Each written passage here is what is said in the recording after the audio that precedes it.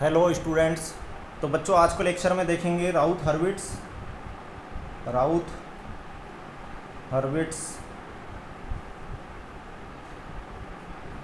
Stability criteria. ठीक है, राउथ हर्विट्स stability criteria. तो क्या होती है राउथ हर्विट्स स्टेबिलिटी क्राइटेरिया?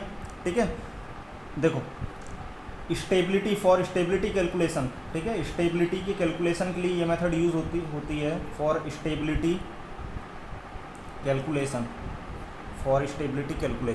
ठीक है, अब स्टेबिलिटी कैसे निकालेंगे आप? ठीक है, देखो बेटा, इसमें मैं आपको बेसिक चीज़ें बता देता हूँ कि स्टेबिलिटी कैसे कैलकुलेट करते हैं। ठीक है, देखो ये रियल एक्सिस हो गई, ये इमेजनरी एक्सिस हो गई। ठीक है, अगर आपके कोई भी पोल अगर राइट हैंड साइड में है, सपोज कोई पोल है वो अगर राइट हैंड साइड में जा रहा है, मतलब ये राइट हैंड साइड में आर एच साइड में अगर आ रहा है, राइट हैंड साइड में आ रहा है, तो ये हमेशा अनस्टेबल होगा। ठीक है, जिसको क्या बोला जाता है? पॉजिटिव रियल पार्ट का रूट, क्योंकि पॉजिटिव एक्सिस पे है, रियल एक्सिस पे है। ठीक है, पॉजिटिव रियल पार्ट का रूट। अगर आपका कोई भी पोल निगेटिव रियल एक्सिस पे आ रहा है, निगेटिव मतलब लेफ्ट हैंड साइड में आ रहा है, तो ये क्या होगा? स्टेबल होगा। ठीक है, अगर इसका तीसरा है, अगर आपका कोई भी पोल अगर इमेजनरी एक्सिस पे मिल रहा है, मतलब सपोज अगर कोई ट्रांसफ़र फंक्शन है उसका जिसकी वैल्यू है 1/s² + 2। ठीक है, तो अगर आप इसके रूट निकालेंगे तो कितना आएगा? s = +-j√2। ठीक है, तो ये कितना आ गया? +j√2 और ये कितना आ गया? -j√2। ठीक है बेटा, अगर ये इमेजनरी एक्सिस पे आपको पोल मिल रहे हैं, ठीक है, तो इसको क्या बोलेंगे? Marginally stable. ठीक है, मार्जिनली स्टेबल। ठीक है, तो ये हो गया आपकी स्टेबिलिटी चेक करने का तरीका कि आपके रूट्स पॉजिटिव साइड में जा रहा है, नेगेटिव साइड में जा रहा है या इमेजिनरी एक्सिस पे आ रहा है। ठीक है, अब राउथ हर्विट्स की मेथड को समझने के लिए सबसे पहले आपको राउथ हरे का फॉर्मेशन आना चाहिए। ठीक है, कि राउथ हरे का फॉर्म क्या होता है। सबसे पहले Routh Hurwitz criteria is a method for determining continuous system stability. ठीक है, continuous system stability for the system with an nth order characteristics equation. ठीक है, सपोज आपका एक ट्रांसफ़र फंक्शन है जिसकी वैल्यू है CS/RS इक्वल टू, ये क्या होता है? GS/1 + GS × HS। ठीक है, जिसको क्या बोला जाता है? Characteristics equation. ठीक है, CH इक्वेशन। 1 + GS/HS को क्या बोला जाता है? 1 + GS × HS को बोला जाता है कैरेक्टरिस्टिक्स इक्वेशन। और कैरेक्टरिस्टिक्स इक्वेशन की हेल्प से ही आप राउथ अरे का फॉर्मेशन करते हैं। ठीक है, राउथ अरे फॉर्मेशन। ठीक है, अब ये राउथ अरे क्या होता है? ठीक है, इसका फॉर्मेशन आप कैसे करते हैं, इन चीज़ों का डिस्कशन अपन देख लेते हैं। ठीक है, तो राउथ हर्विट्स स्टेबिलिटी को समझने के लिए इसकी दो कंडीशन होती है। एक तो होती है नेसेसरी कंडीशन, और एक होती है सफिशिएंट कंडीशन। ठीक है, सफिशिएंट कंडीशन। ठीक है, नेसेसरी कंडीशन, सफिशिएंट कंडीशन, दो इसकी नेसेसरी कंडीशन होगी और एक इसकी सफिशिएंट कंडीशन होगी। सफिशिएंट कंडीशन कौन सी होगी? जब आप राउथ अरे फॉर्म करेंगे तो उसका जो पहला कॉलम होगा राउथ अरे के पहले कॉलम में आप चेक करेंगे कि कोई उसमें साइन चेंज तो नहीं हो रहा है। अगर सपोज़ एक बार साइन चेंज हो रहा है, जैसे मान लो प्लस से माइनस हो रहा है, ठीक है, प्लस से माइनस हो रहा है, तो एक बार साइन चेंज हुआ तो जो उसका एक रूट होगा, जब भी साइन चेंज होगा तो वो अनस्टेबल सिस्टम होगा। ठीक है, और जितनी बार भी साइन चेंज होगा तो उतने रूट आपके पॉजिटिव रियल पार्ट में आ जाएंगे। ठीक है, क्योंकि अभी मैंने बताया कि अनस्टेबल के लिए जो आपके रूट हो गए वो कहाँ पे होंगे? पॉजिटिव साइड में। ठीक है, अनस्टेबल के लिए नेगेटिव साइड में, और इमेजनरी एक्सिस पे जब भी आपका रूट या पोल मिलेगा तो वो मार्जिनली स्टेबल होगा। ठीक है, ये चीज़ तो हो गई बेसिक। ठीक है, अब कैरेक्टरिस्टिक्स इक्वेशन की हेल्प से अपन देखते हैं कि इसका फॉर्मेशन कैसा होता है राउथ अरे का। ठीक है, तो एक इक्वेशन है कैरेक्टरिस्टिक्स इक्वेशन जिसकी वैल्यू है an s⁴n + an-1 s × n-1 + a1s + A0 equal to 0। ठीक है बेटा, ये कैरेक्टरिस्टिक्स इक्वेशन हो गया आपका। ठीक है, this criteria is based on the ordering of the coefficient of the characteristics equation into an array. ठीक है, अब आप क्या करोगे कि इसको एक अरे के फॉर्म में अरेंज करोगे। ठीक है, एक टेबल के फॉर्म में अरेंज करोगे। तो कैसे करते हैं, देखो जो भी s की पावर होगी उसको आप अरेंज कर दो एक कॉलम के फॉर्म में, h to the power n, h to the power n minus 1, h to the power n minus 2 up to ये कहाँ तक जाएगा, h टू दी पावर 0 तक।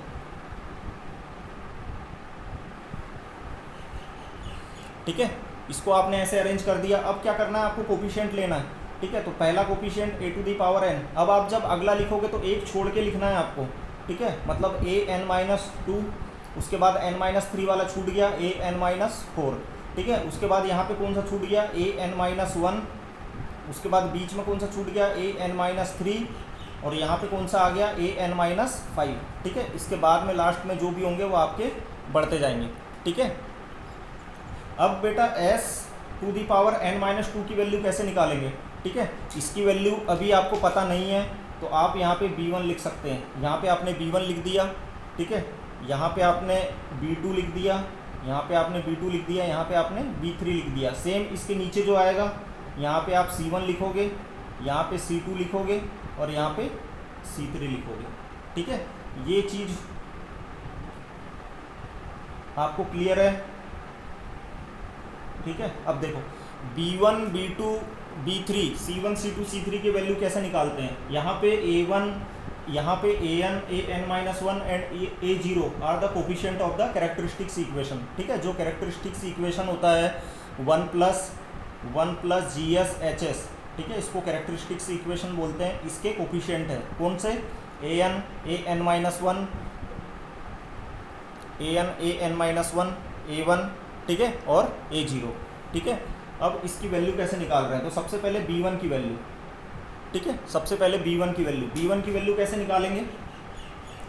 b1 की वैल्यू निकालोगे आप, इसका इससे मल्टीप्लाई, इसका इससे multiply, then divide by an minus 1। तो कैसे लिखोगे, an minus 1 into an minus 2 ये कोष्टक, minus an into an minus 3 divide by क्या, an माइनस 1। ठीक है, उसके बाद में b2 की वैल्यू कैसे निकालोगे। b2 की वैल्यू निकालने के लिए आपको b2 के ऊपर वाला जो आपको रो दिख रहा है उस पर आपको हाथ रख देना है। ठीक है, तो क्या बच गया आपका, an minus 1 into an minus 4 minus an into an minus 5 divide by किससे करोगे, an माइनस 1 से। ठीक है, उसके बाद में आपको क्या निकालना है, c1 के लिए बेटा देखो b1 b2 की वैल्यू आ गई आपकी, तो b1 का किससे करोगे, an माइनस 3 से, b1 into an minus 3 minus an minus 1 into b2 divide by b1। ठीक है, सेम c2 की वैल्यू में क्या करोगे, c1 into an minus 5, c2 की value b1 into an minus 5 minus an minus 1 into b3 divide by b1। ठीक है, ये चार कोफिशिएंट बेटा आपके निकल गए, b1 b2 c1 c2। ठीक है, ये तो एक फॉर्मेशन है कैरेक्टरिस्टिक्स इक्वेशन का कि आप कोफिशिएंट कैसे कैलकुलेट करोगे। ठीक है, दो रो तो आपके पास जो आपका क्वेश्चन में कैरेक्टरिस्टिक्स इक्वेशन दिया हुआ था उससे फॉर्म हो गई। ठीक है, लेकिन जो नीचे के जो कोफिशिएंट है, नीचे की जो रो है उसका फॉर्मेशन कैसे होगा उसका अपन ने समझ लिया। ठीक है, the table is continue horizontally and vertically until zeros are obtain. ठीक है, अब देखो इसकी जो नेसेसरी कंडीशन है इसकी जो नेसेसरी कंडीशन है उसमें क्या होता है कि जो राउथ टेबल जो कैरेक्टरिस्टिक्स इक्वेशन है राउथ अरे का, ठीक है, उसमें कोई भी टर्म मिसिंग नहीं होना चाहिए। No missing term is there, no missing term. ठीक है, कोई भी इसका कोफिशिएंट है जो वो मिसिंग नहीं होना चाहिए, नो मिसिंग टर्म। ठीक है, दूसरा है सेम साइन के होना चाहिए, same sign and real part. ठीक है, अब ये दो तो नेसेसरी कंडीशन हो गई। एक इसकी सफिशिएंट कंडीशन होती है जिसमें स्टेबिलिटी चेक करते हैं। ठीक है, स्टेबिलिटी चेक करते हैं। सफिशिएंट कंडीशन में क्या होता है कि राउथ अरे आपका जो फॉर्म होता है उसका पहला कॉलम देखा जाता है, ठीक है, फर्स्ट कॉलम देखा जाता है एंड उसमें साइन चेक किया जाता है, साइन चेक, ठीक है। जितने बार भी आपका साइन चेंज होगा उतने बार आपके रूट्स जो होंगे वो पॉजिटिव साइड में चले जाएंगे, ठीक है।